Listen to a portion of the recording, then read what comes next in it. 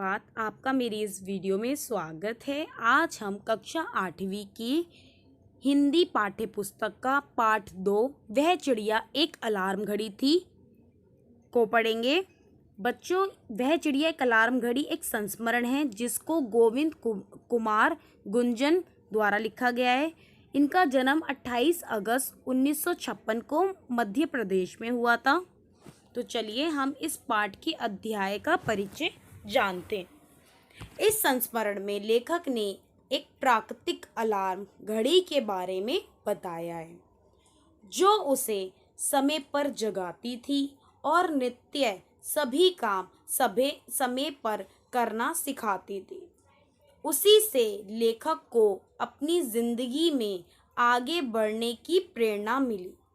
आइए पढ़ते हैं उस अलार्म घड़ी के बारे में।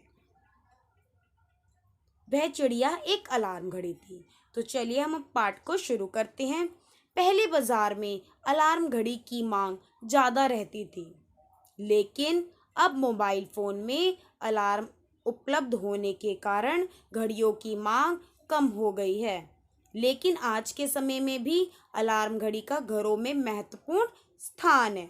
अलार्म घड़ी परीक्षा के दिनों में बहुत आराम देती थी, क्योंकि अलार्म घड़ी हमें भोर में जगाती तथा सुबह जल्दी यात्रा पर जाना होता तो हम घड़ी में अलार्म लगा देते थे ताकि सुबह समय पर उठा जा सके।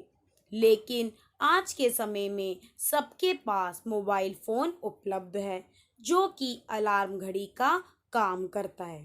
पर हम अलार्म घड़ी की महत्वता को ऐसे नहीं भुला सकते, क्योंकि जब परीक्षा में पास होने तथा कॉलेज में दाखिला होने पर बच्चों को घड़ी उपहार के रूप में दी जाती थी, तब एक नया उमंग और नया उत्साह उभर कर आता था। कई सरकारी विभागों में सेवानिवृत्ति पर भी घड़ी देने की परंपरा थी। हम लोग कहते थे कि सेवानिवृत्ति के बजाय नौकरी लगने पर विभाग द्वारा पहले ही कर्मचारी को एक घड़ी भेंट में दी जानी चाहिए ताकि वह समय पर अपने काम पर उपस्थित हुआ करे।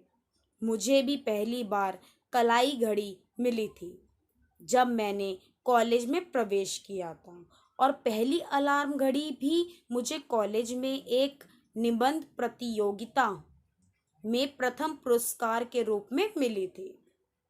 उस अलार्म घड़ी में चाबी भरकर अलार्म की घंटी बार बार बजाकर उसके सम्मोहक प्रभाव को मैं बहुत गहराई तक महसूस करता था।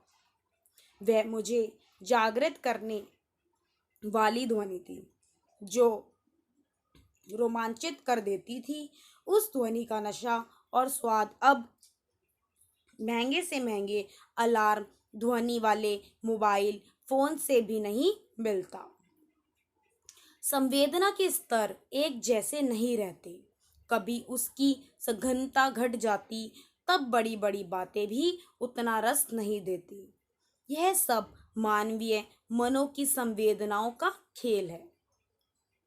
जिन दिनों हमारे पास कोई घड़ी नहीं थी, तब पिताजी कहा करते थे कि तुम्हें सुबह जितने बजे भी उठना हो, तुम अपने तकिए से कहकर सो जाओ कि सुबह मुझे उठा देना, बस फिर तुम्हारी नींद सुबह उतने ही बजे खुल जाएगी।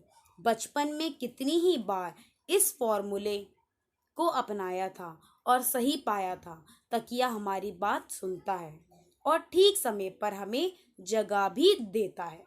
यह कौतूहल भरा आश्चर्यजनक अनुभव बहुत अच्छा लगता था, भले ही तब उसका रहस्य हमें पता नहीं था। मुझे सुबह उठकर पढ़ना अच्छा नहीं लगता था।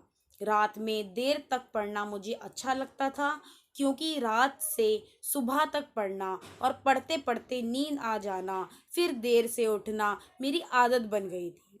कई बार ऐसा सोचा होता था कि मध्य रात्रि 2 या 3 बजे तक पढ़ने के कारण नींद नहीं खुलती थी और सुबह के सौंदर्य की बस कल्पना ही की जा सकती थी।